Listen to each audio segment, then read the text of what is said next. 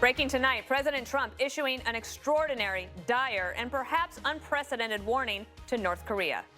North Korea best not make any more threats to the United States.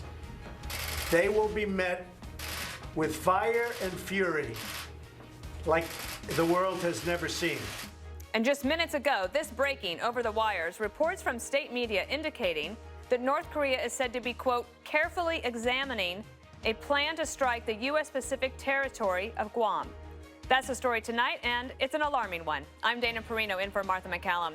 This stunning back and forth comes as Fox News has now confirmed that U.S. intel officials believe North Korea has successfully made a nuclear warhead that can be carried by their intercontinental ballistic missiles.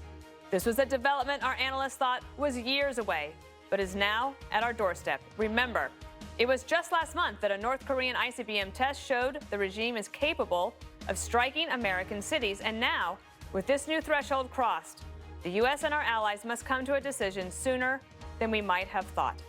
In moments, we'll be joined by Alaska Senator Dan Sullivan, the citizens of his state already within range of this frightening weaponry.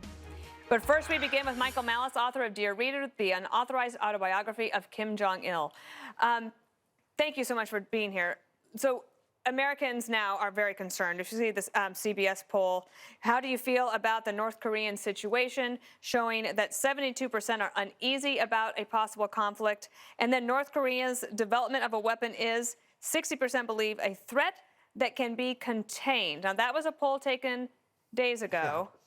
I wonder what people would think now. What do you think? Well, first of all, I think this Guam story is something that has to be taken with a great deal of skepticism. From my understanding, it came from South Korean media, and South Korean media told us that Kim Jong-un's uncle was eaten by dogs, and that was later proven to be false. So they're very sensationalistic about North Korea.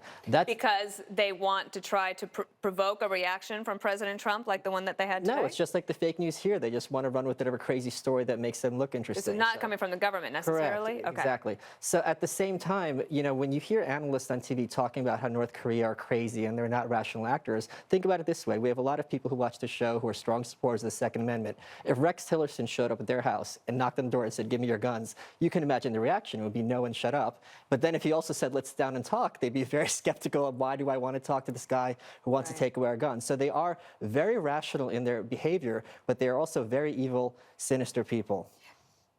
As I understand it, the North Koreans want survival of the regime. Right. And they believe that having nuclear weapons helps ensure that survival. Correct. But using those nuclear weapons would ensure its demise. Oh, 100%. Now, think if you have one shot to take, you're not going to be taking it at Guam. You're going to be taking it at a major urban center. Right. So that is even more reason why I'm very skeptical about this. However, this is the reason they're in power. Kim Jong-il's philosophy was called Sungun, which means military first. So the entire basis of their ideology is our military comes first, and but for our military, we don't have food and we don't have government. So how do you convince a regime who operates under these assumptions, whose propaganda is based on these assumptions, to kind of de-escalate? It's almost impossible to figure out how to square this circle. What are the dangers? Having you know this man better than anyone. How would this regime react to something that might be an accident, right? Is there a potential now that things could ratchet up so much that Kim Jong-un overreacts to something and sparks an actual military conflict? I mean, anything is conceivable. However, I mean, they want to survive. They have been around for 70 years, and they've outlasted everyone in the Soviet bloc except for Cuba.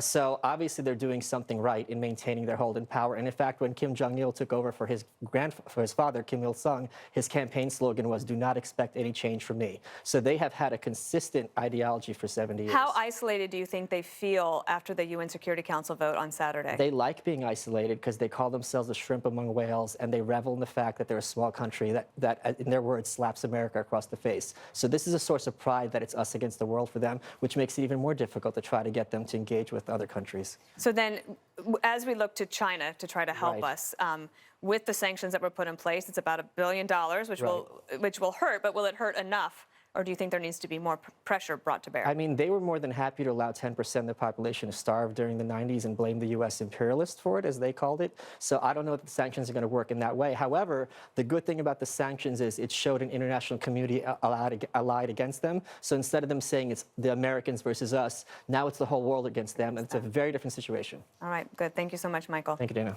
All right, here now is Senator